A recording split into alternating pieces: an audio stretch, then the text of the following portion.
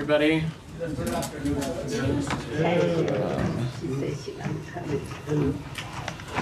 I don't have anything off the top today, so Daphne, do you want to kick us off? Yeah, thank you. So Algeria has proposed a draft UN Security Council resolution that demands a ceasefire in the Gaza Strip, the release of all hostages held by Hamas, and essentially orders Israel to immediately halt its military offensive in Rafah. What's the U.S. stance on this resolution, and have you been engaging with Algeria on negotiations on it? So we are aware of the draft resolution that's been circulated by Algeria and have provided feedback. We're certainly not going to negotiate on the ins and outs of this in public, but I will just note that it is imbalanced and it fails to note a simple fact, which is that Hamas is to blame for this conflict, and the fighting in Rafah could end tomorrow if Hamas agreed to a deal for a ceasefire and the release of hostages.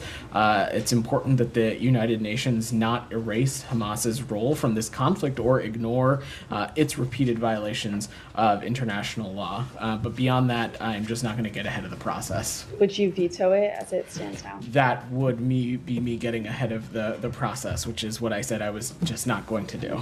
Okay, and then the United Nations said on Wednesday that the amount of humanitarian aid entering the enclave has dropped by 2/3 since Israel began its military operation in the southern Rafah region this month. What is the U.S. doing about this? Sorry, I didn't hear that. Entering the what?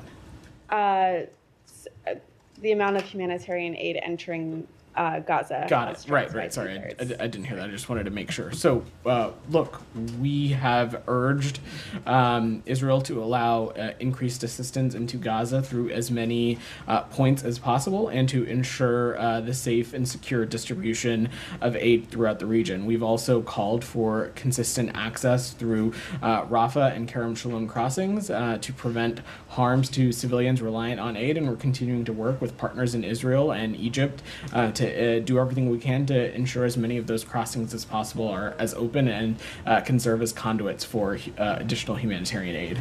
And then just one more on Gaza, if I may. Yeah. Stacey Gilbert, a State Department employee of more than 20 years, said she resigned after the administration released the NSM report this month, which she said was wrong. She said a draft of the report had said clearly that Israel was blocking humanitarian assistance, but that subject matter experts were removed and it was edited at a higher level before being published with the conclusion that Israel was not blocking assistance. What was the reason for the change to this conclusion, and do you have any comment on this? So first, let me just say I'm not going to comment on personnel issues, but we have been clear that we welcome diverse points of view and believe it makes us a stronger department, and it makes and leads to a stronger policy-making process.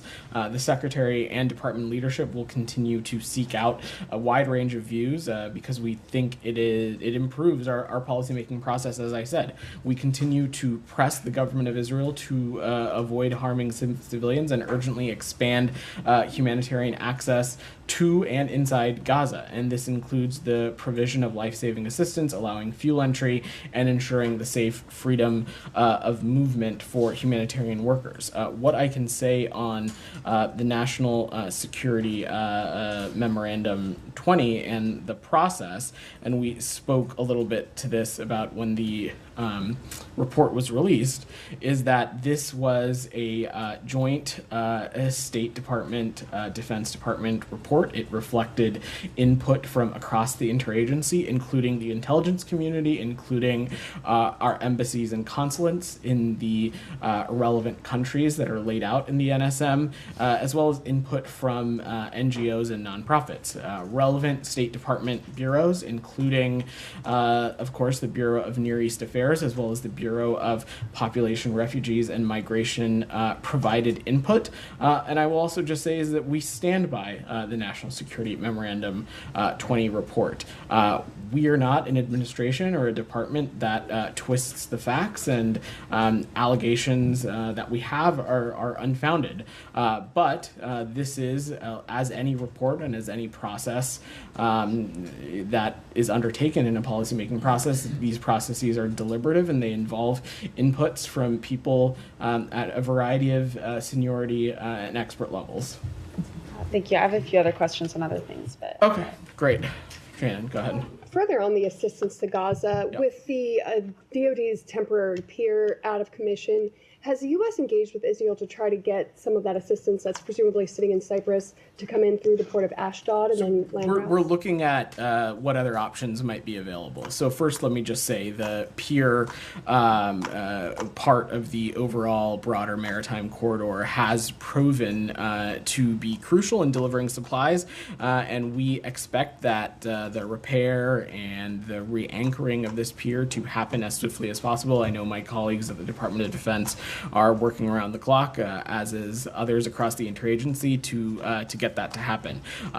There is, of course, the warehouse in Cyprus. There is the port of Ashdod. There are the facilities on the beach side and other avenues like that. We think that those are viable options for the humanitarian aid commodities, and so we're continuing to consult with donor countries, the government of Israel, and other interlocutors on what might be feasible. But I don't have a new process to announce.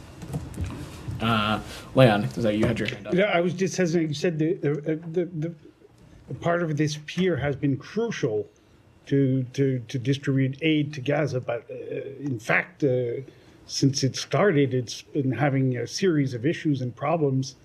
Leon, since it started, more than 100 metric tons of aid has been transported from the pier to a staging area where UN humanitarian groups distribute it to Palestinians. Of course, we want these repairs and the re-anchoring to happen as swiftly as possible, but it has been an important piece of our overall humanitarian aid efforts, and I know that across the interagency we are working around the clock to rectify the challenges that were found due to some inclement weather. But we are doing everything we can to continue to open this process back up. We think it's been vital, but as I was mentioning to Shannon, there are some other components of this overall corridor, including the warehouse in Cyprus, Ashdod Port, other setups that we think are viable options for these commodities, and we'll continue to work on that process.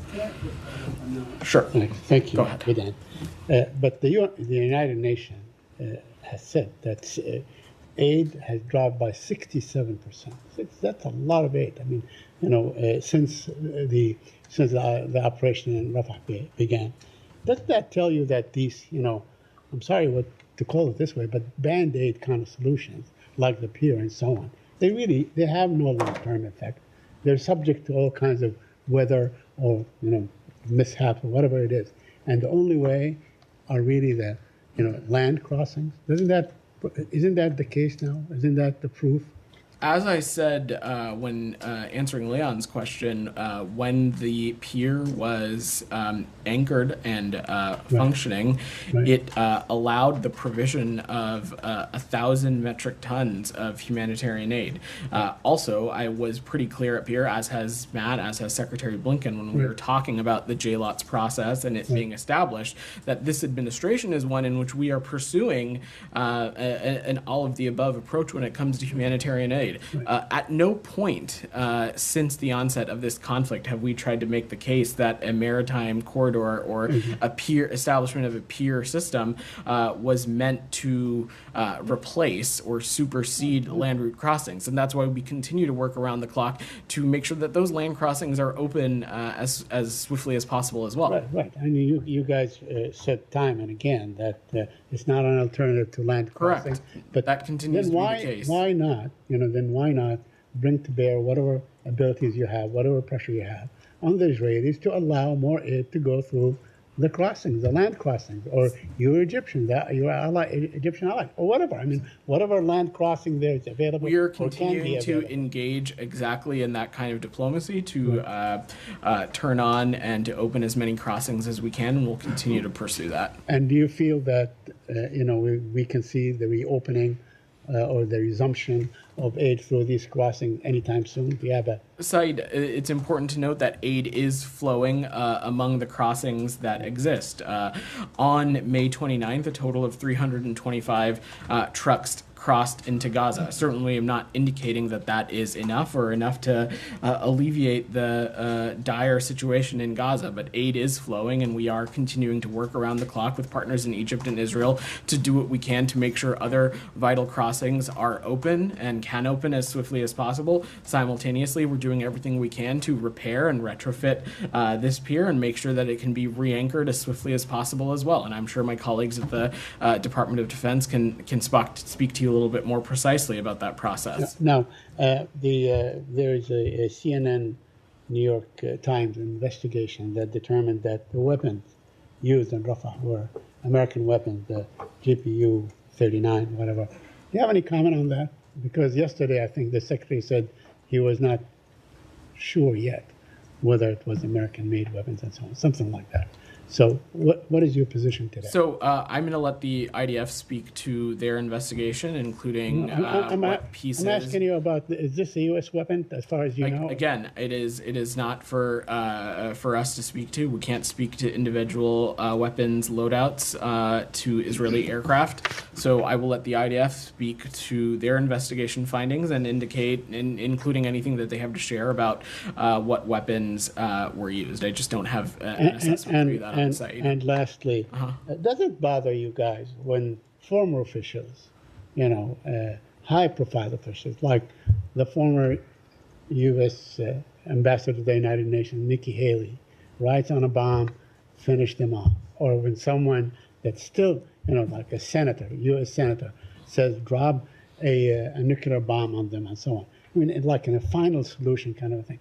Does that really bother you? Do you feel disgust? Do you feel that, maybe you ought to issue a statement? If somebody said this about any other group of people and so on, I think you would probably be disgusted. You would say, this is terrible, this is awful. What is your position on what they say? Saeed, Ambassador Haley is a private citizen, and what we're focused on is the diplomacy and the task at hand. We're focused on doing everything we can to get this conflict to end, to secure a ceasefire that is coupled with the release of hostages, a ceasefire that can be coupled with an additional influx of humanitarian aid, one that ensures Palestinians in Gaza are protected, have their humanitarian needs met, a ceasefire that will help identify a vision for the post-conflict of Gaza, a Gaza that can no longer be a springboard of terrorism, and a Gaza where Palestinians and in a separate state, Israelis can live with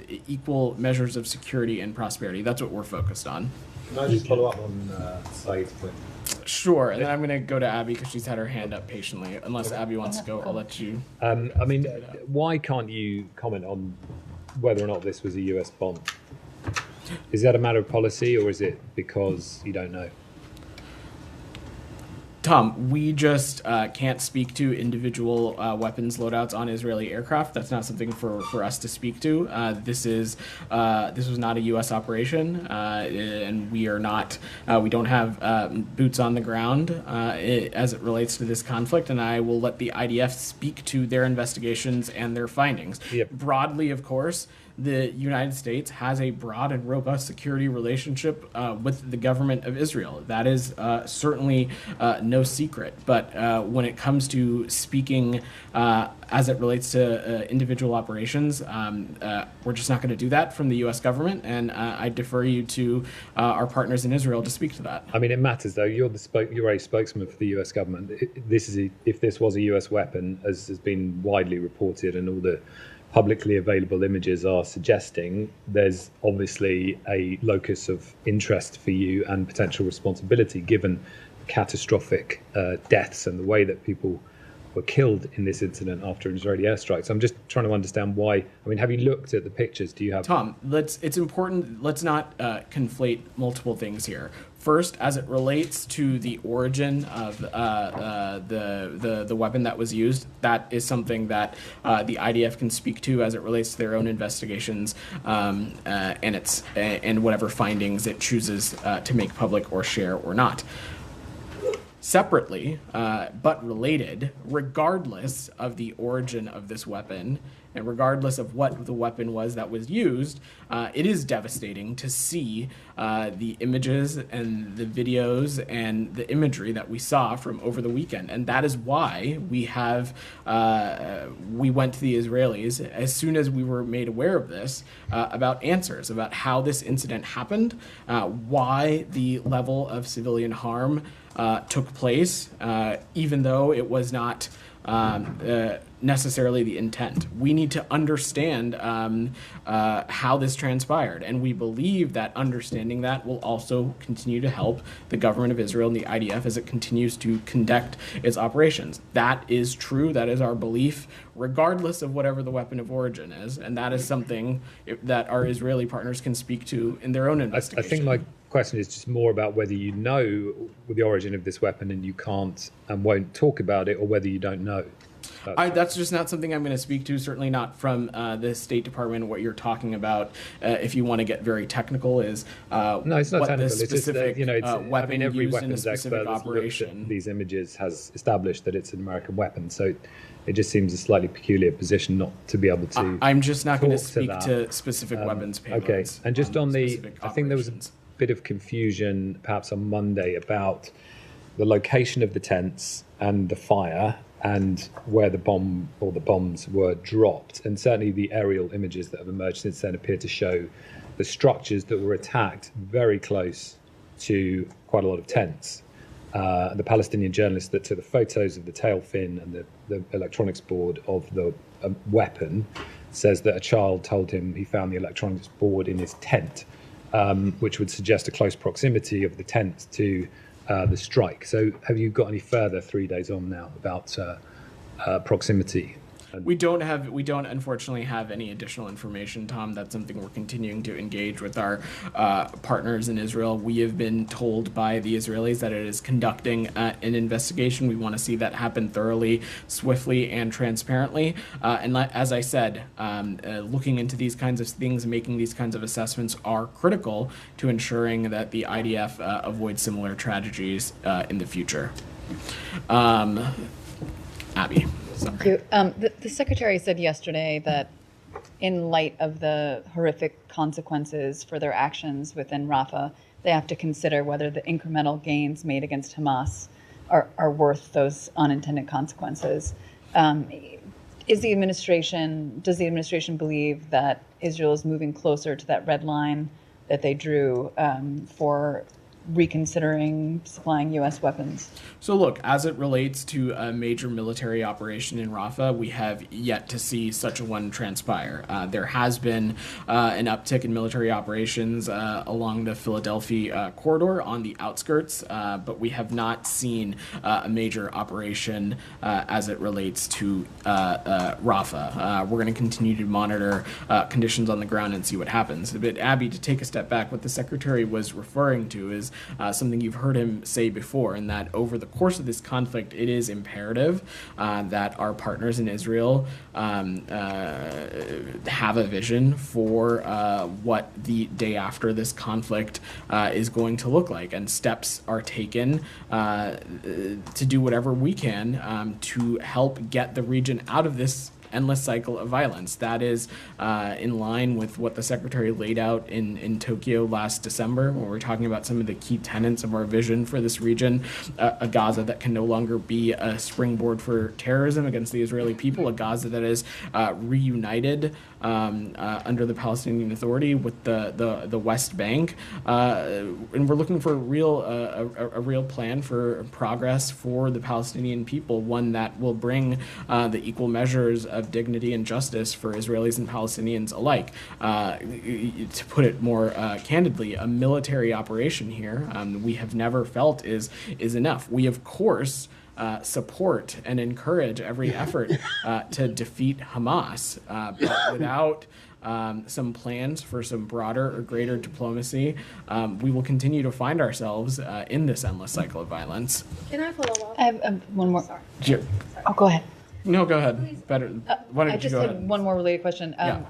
Can you confirm some of these reports that U.S. and Israel and Egypt will be meeting next week to discuss opening the Rafah crossing and securing the border between Egypt and Gaza? And what does the U.S. hope to see as far as who would be administering the Gaza side of the Well, Abby, I'm not going to speak to specific reports and diplomatic conversations. What I can say is that we are engaged in this work around the clock. We have been working tirelessly with our partners in Egypt and partners in Israel to do what we can to get the Rafah border crossing open. I'm not going to preview or hypothesize on logistically or technically what that can look like. We will let this process play out.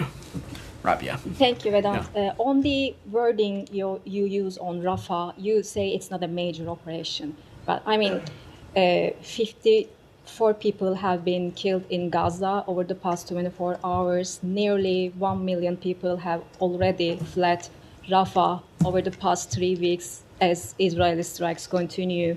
We have seen Israeli tanks in Rafah, although you deny.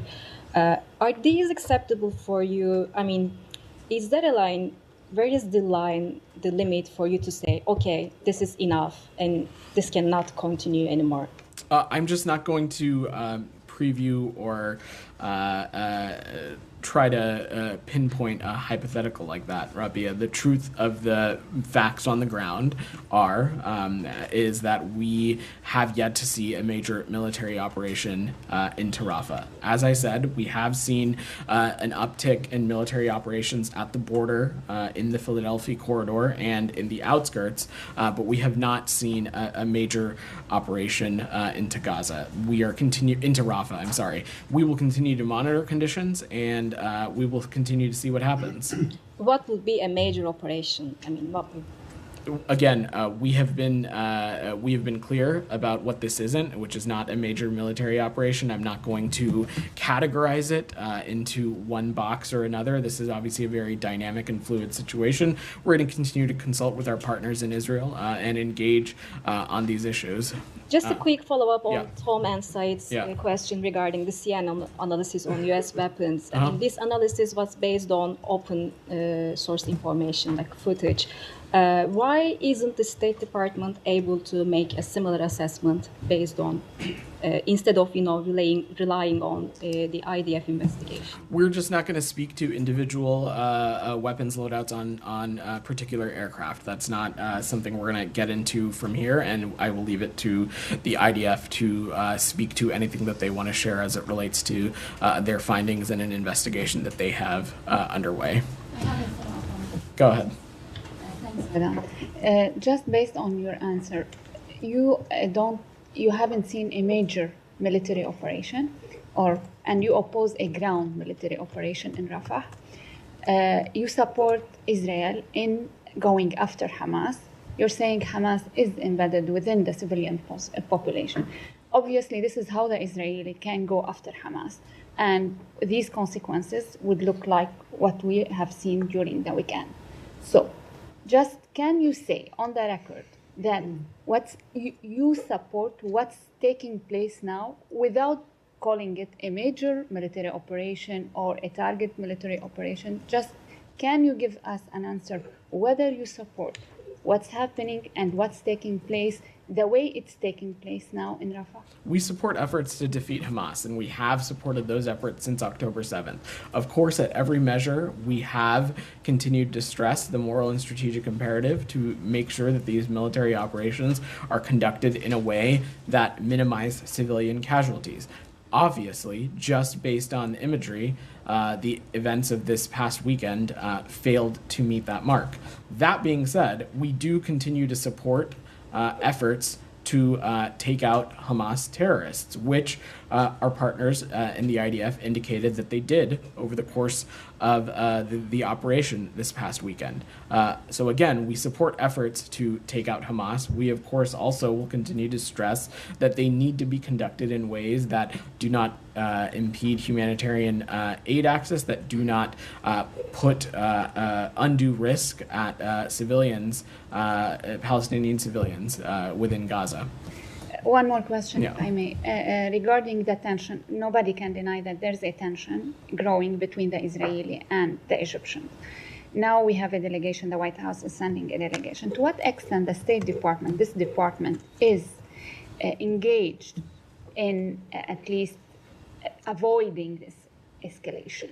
So one of the first things that we talked about in the immediate aftermath of the horrific October 7th terrorist attacks was a necessity to ensure that all regional parties had a responsibility to make sure that this conflict didn't spread and that tensions didn't rise unnecessarily.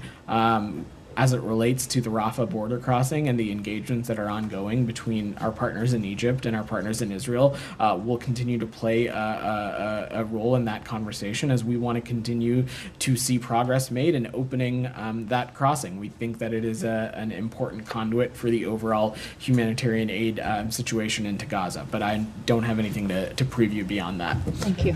Willie, go ahead. Yes. She's called for a peace summit. Do you guys have any reaction to that? Not really. Look, the United States has a clear vision here on what we think that needs to happen. We have not been ambiguous about it is necessary for a ceasefire, one that is coupled with the release of hostages, and one that is coupled with additional humanitarian assistance. Time and time again, we have seen Hamas move the goalpost or walk away from legitimate deals that have been on the table. But we also know that this is something that we're going to continue to work at. It's one of the things that the Secretary himself is committed to. It's why he has engaged so directly on this with multiple trips to the region.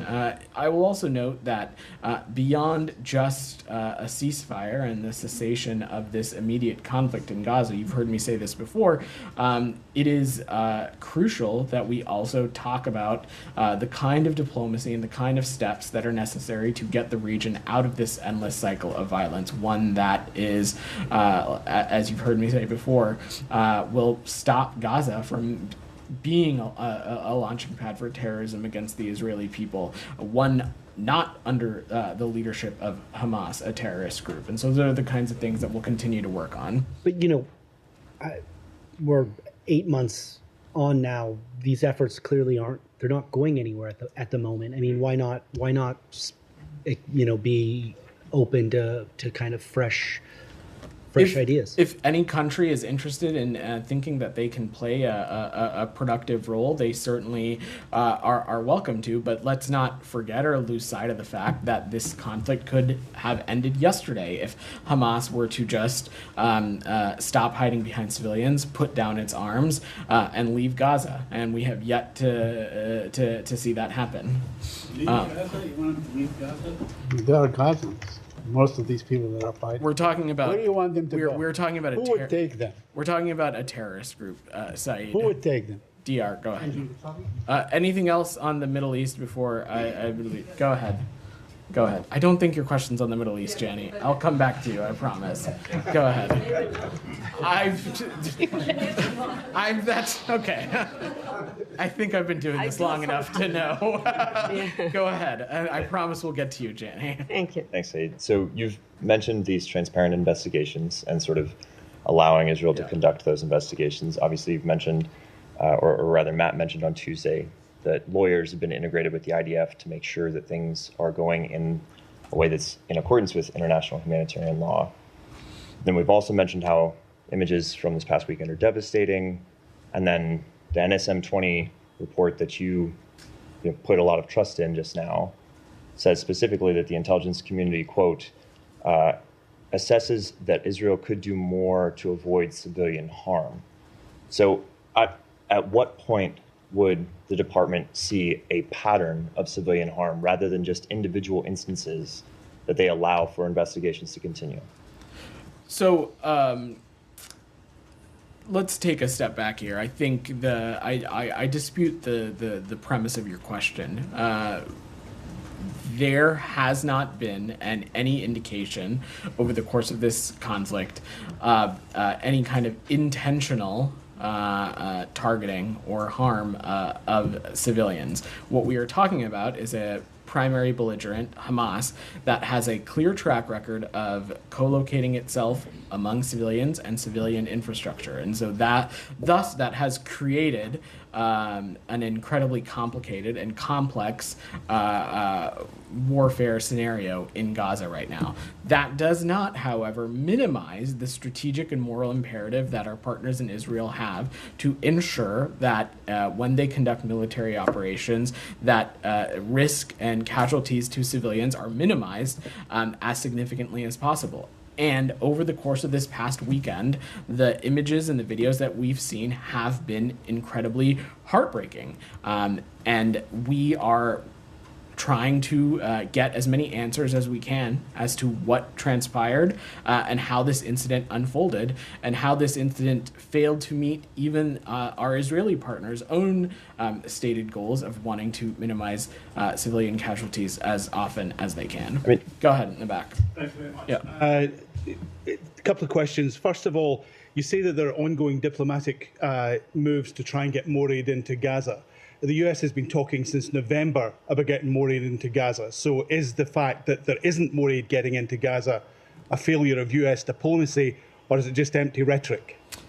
Over the course of this conflict, it is because of U.S. engagement that we have continued to push the ball forward on humanitarian aid. No one has ever stood up here and tried to make the case that the humanitarian aid that we're seeing has been sufficient enough or a silver bullet to address the dire consequences that the Palestinian civilians are facing in Gaza right now. But it is because of American diplomacy and American engagement, specifically by this president and this Secretary of State, that we have continued to see progress on humanitarian aid. No one across this administration has ever made the case that it is enough. I'm not saying that today, but it is because of American engagement that we are seeing some small steps in the right direction, and we will continue to press our partners in Israel when we have seen things that do not meet the mark. As I was answering Saeed's question earlier, or it might have been Tom's,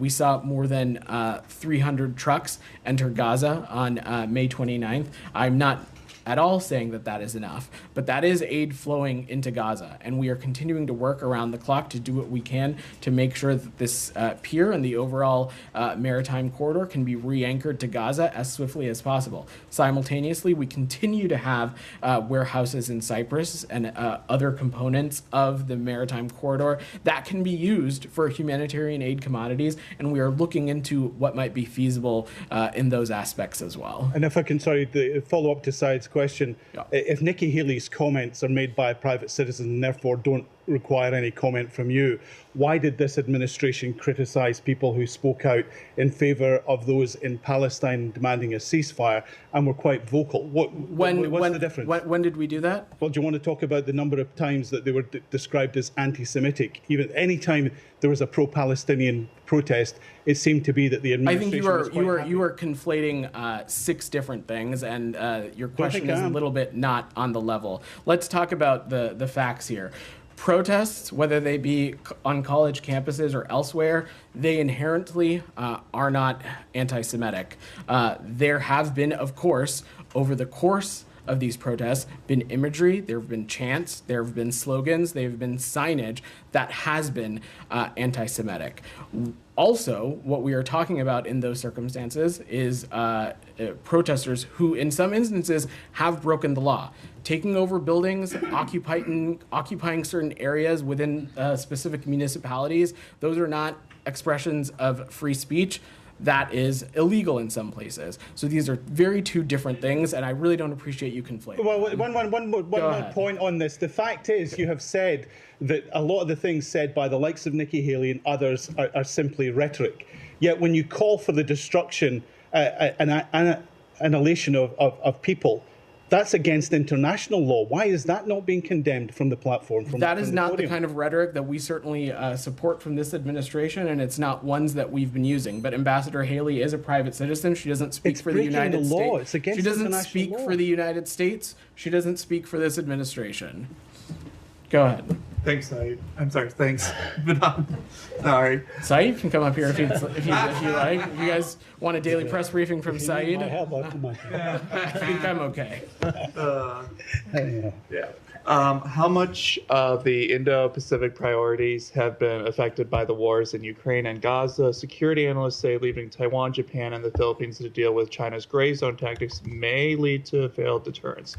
Do you agree with that assessment? We don't at all. Let me just be very clear about this. We have not taken our eye off the ball when it comes to our efforts and our focus on the Indo-Pacific and the Asia region broadly. Let's not forget that in the past year alone, you have seen this president convene a historic trilateral summit at Camp David between Japan and the Republic of Korea. You saw him hold a historic summit in Woodside, California, with the president of the People's Republic of China. Secretary Blinken himself, in the past 12 months, has been to China twice, as have other members of this administration. You saw this administration hold a historic trilateral summit between our Japanese partners and our partners in the Philippines. So when it comes to our commitment to a free and open Indo-Pacific, we continue to put points on the board, and that's something we're going to remain focused on. And now a perfect segue to Jani. Well, no, two more. Thank you so much. I'll come back to you. Go ahead.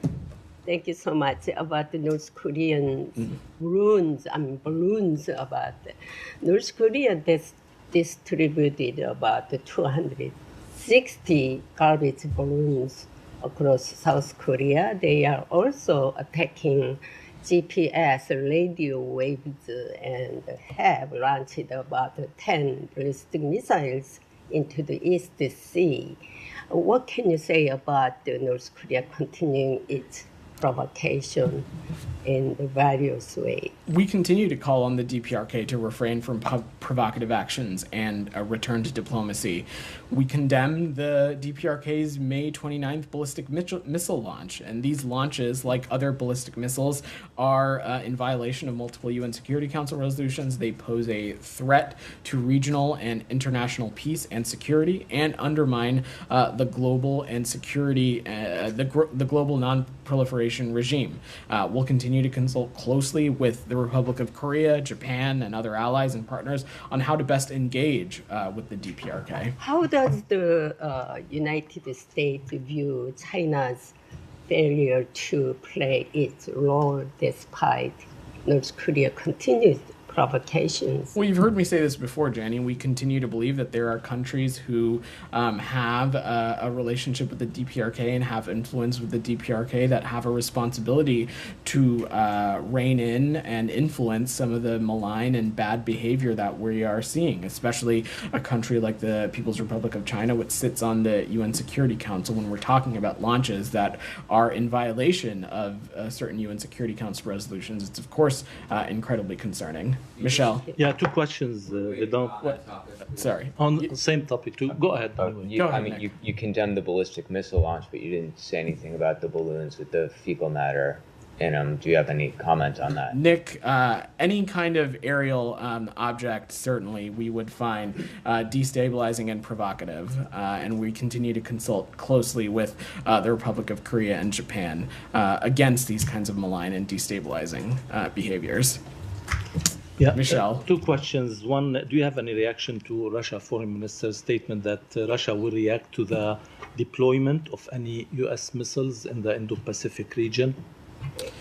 So I've seen those reports, Michelle, and let me just say that the U.S. does not assess returning nuclear weapons to the Indo-Pacific as necessary at this time, and the U.S. has no plans to forward deploy nuclear weapons to the Korean Peninsula. But let's not forget that it is the Russian Federation that time and time again, dating back to the early days of its aggression into Ukraine, that it has recklessly participated in nuclear saber rattling, talking about the use and deployment of nuclear weapons, and going as so far as to withdraw from New START. So I think it's important to have some context here. And another one on the region. To what extent the U.S. aid administrator Samantha Power reflects the views of the administration when she said that the conditions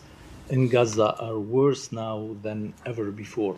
So look, Michelle, it is not hyperbole to say that the situation in Gaza is dire. You've heard us say time and time again that there is immense concern of the onset of famine. That is why we are doing everything we can to ensure that more humanitarian aid can flow into Gaza. We're working tirelessly to open as many crossings as we can for that to take place. But is it your view as the views that Samantha Power expressed? I'm not gonna. I don't have any reaction to her specific comments, but you've heard us say this before. The situation in Gaza is dire. It is incredibly concerning, and that is why all appropriate interlocutors need to do everything they can to get more additional humanitarian aid into Gaza. Daphne, go ahead. Thank you. Just back on China, Yeah. how was Deputy Secretary Campbell's meeting with China's Executive Vice Foreign Minister this morning, and what was the focus of that? So I think we'll have a more formal readout coming later today, Daphne. But to confirm, Deputy Secretary Campbell did meet today with the PRC Executive Vice Foreign Minister. This visit follows, as you know, Secretary Blinken's recent trip to Shanghai and Beijing, and it builds on the intensive diplomacy that has happened with the PRC over the last year to responsibly manage competition in the relationship, even in areas where we disagree. And as you heard us say, I would say on the margins of the President's historic summit in Woodside, we expect there to be continued engagement at senior levels from both sides of the Pacific. And I expect we'll have a more formal readout later today. Campbell yesterday placed blame on Chinese leadership for supporting Russia's war in Ukraine. Is the U.S. considering sanctions against Chinese leadership? We certainly would not preview sanctions from up here. You know that by now, Daphne. But this is something that we have talked about pretty clearly before, that this is a point of view that's not just held by the United States, but also held by the G7, the EU, and NATO countries as well, is that PRC support and the reconstitution of the Russian defense industrial base, it not only threatens Ukrainian security, it threatens European security. And we've made that clear in our engagement. The Secretary did when he was in the region. And if China does not curtail its support for Russia's defense industrial base, the U.S. Will be prepared to take further steps. But I'm not going to get into that from up here. Go ahead. Thank you. Oh, do you have one more? I've got a question on Sudan. I don't know. I'll come back to you on that. Thank you, Vedant. A couple of days ago, hundreds of protesters in Pakistan's Punjab province attacked a Christian community over blasphemy charges. We have seen some horrifying images, and this is not the first time Christians in Pakistan are facing such kind of attacks. So do you have any comments on that? So we are aware of recent media reports of mob violence and blasphemy charges against a Christian man over alleged desecration of the Quran. And as we've previously stated, we are always concerned by incidents of religiously motivated violence. Violence or the threat of violence is never an acceptable form of expression, and the U.S. Uniformly opposes blasphemy laws everywhere in the world, including in Pakistan. 5 Pakistani soldiers were killed in a gun battle with terrorists at the Pak-Afghan border region.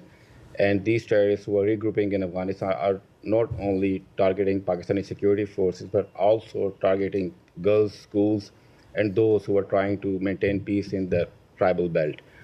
Pakistan and U.S. recently held counterterrorism dialogue where Pakistan is seeking some modern weapons from U.S. You have anything to say? So we are aware of reports concerning the deaths of Pakistani soldiers that were conducting operations along the Afghan border, and you are right, we are in regular communication with Pakistani leaders as part of our counterterrorism issues, and we're going to continue to discuss regional security in detail, including through high-level engagements, working-level engagements, and other extensive bilateral consultations. One last question, if I may. So Czech Republic is working on the extradition of Nikhil Gupta to the U.S. Gupta is, accused of involvement in the plot to kill Khalistani leader Gurpatwant Singh Pannu in New York. He was named in an indictment filed by U.S. prosecutors. Do you have any details on that? So I would just refer you to the Department of Justice, who can speak to that. We're not going to comment on pending extradition matters. Jalil, go ahead. Thank you very much, Mr. Vedant. Only two. Matt Miller had called milestone to this Chief Minister of Punjab. She just introduced these laws which are condemned by the International Federation of Journalists and almost every single media union in Pakistan. Do you condemn that, or do you want to take maybe that milestone statement back from her? I'm not aware of the specific policy, Jalil, so I would have to get back to you on that. Our comments that day were about the trailblazing candidacy of herself and her profile and background, and what it has contributed to her getting that position. It was not a reflection of any specific policy, which, like I said, I'm not aware of these. I'm not seeing these similar reports. Thank you. We're happy to look into it. Just one more. Yeah. Yes, please do look into it, because she was convicted in Supreme Court. Go ahead. Just second one is last 2 years I have been raising this not because I have some personal interest, Pakistan's issue, and I compare it with Afghanistan. So when the US withdrew from Afghanistan, the currency in Afghanistan was 70, now it's 77. Pakistan rupee was 125, now it's 270. Last week, Dubai leaks happened where $12 billion of Pakistan businessmen, they send it to Dubai to purchase property, where at the same time, Pakistan is begging for 1 billion, 12 billion. And you have a prime minister who is openly insulting serving chief justices. Is there a question here? Yes. Are you at all worried about Pakistan? Like, these facts that I'm presenting you, these are facts, like not Imran Khan related. So, again, you've heard me say this before. We have a deep relationship with Pakistan over a number of key areas, and we'll look for ways in which we can continue to deepen cooperation, particularly in the areas of the economy and security as well. Geeta, go ahead. Thank you so much. Go ahead, Geeta. Thanks. Yeah. Today's UN General Assembly program in honor of the Iranian president who was killed last week. It seems like it didn't go as planned. It was much shorter. The U.S. didn't participate. Many European allies didn't participate. I was wondering what your take is of this low turnout in view of the fact that this was planned well in advance and everybody knew about it. I imagine that the low turnout is a reflection of the Islamic Republic's standing in the world and its track record as the largest exporter of terrorism and its continued role in provocative and malign and destabilizing activities, not just in its immediate region, but also more broadly as well. Last week, a mosque in Maryland, right here in the suburbs of D.C., held a ceremony for Raisi. A group of Iranian dissidents went there to protest. An Iranian individual who is clearly a supporter of the Islamic Republic, showed a throat cut gesture to the organizer of that protest. Was wondering, now the individual who was threatened has taken this to court. The court is going to be dealing with it, but I was wondering if you have any comments on that. So I think it goes without saying that threatening anybody on U.S. soil is intolerable and something that we have taken very seriously throughout this administration. And we will continue to work across the government to respond to any threats on U.S. soil. Representatives of authoritarian regimes cannot openly threaten or attack citizens without facing consequences. And citizens and civil society groups here in the United States are protected in their rights of expression and their rights of free speech without facing any consequences. Nick, go ahead. Haiti.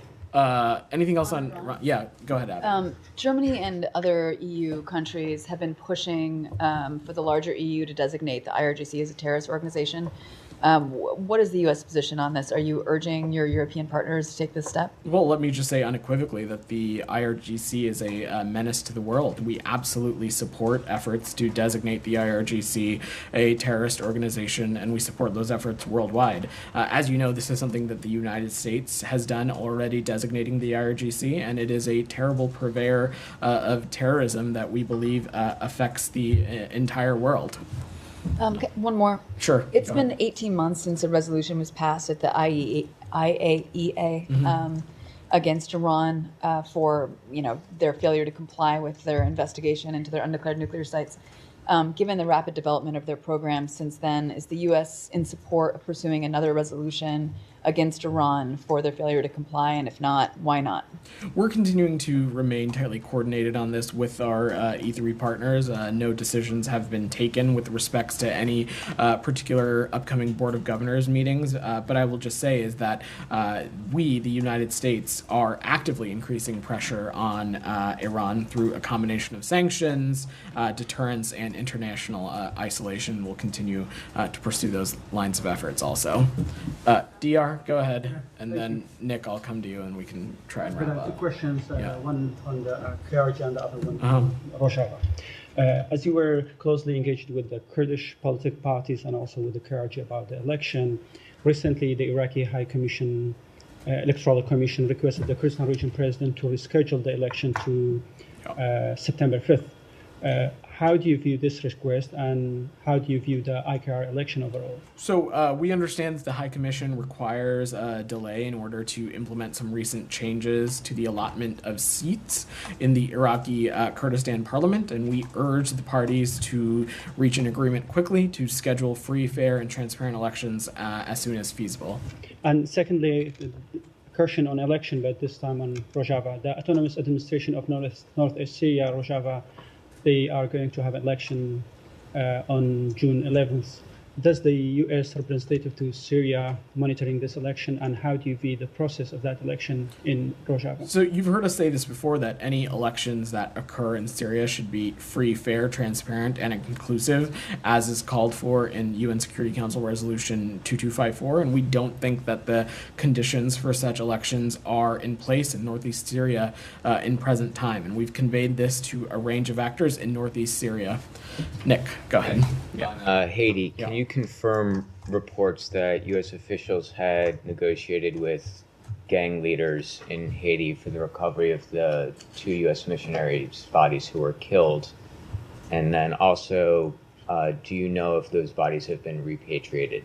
What I can say, Nick, is that those bodies have been repatriated. They are in the United States now. I'm not going to get into the deliberations beyond that. I will just echo what you heard the department say over the weekend, which is that we extend our deepest condolences to the families of these 2 American citizens.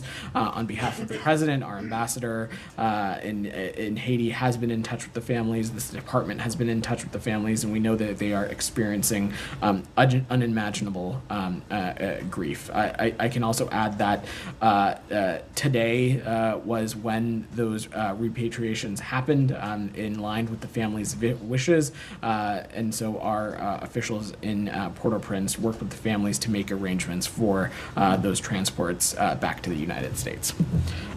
Daphne. Yeah. So Sudan's army yesterday rejected a call to return to peace talks with the RSF following a conversation between Burhan and Blinken. Burhan's number 2 on the country's Transitional Sovereign Council said the army would not go to Jeddah and, quote, whoever wants us to should kill us in our country and take our bodies there, unquote. Do you have concerns about this messaging, and what was Blinken's message in the call with Burhan about the Jeddah talks? So broadly, Daphne, I can just say is that we're engaged in intensive diplomacy to end this war and to mitigate the humanitarian crisis and to prevent future atrocities. As you noted, the Secretary spoke with General Burhan earlier this week, and the point of that conversation was to press him to end the conflict in Sudan and to resume negotiations under the Jeddah platform and enable unhindered humanitarian access, including cross-border and cross-line, to alleviate the suffering of the Sudanese people. All right, thanks everybody. Thanks everybody. You said you'd get back to me. Did you guys report?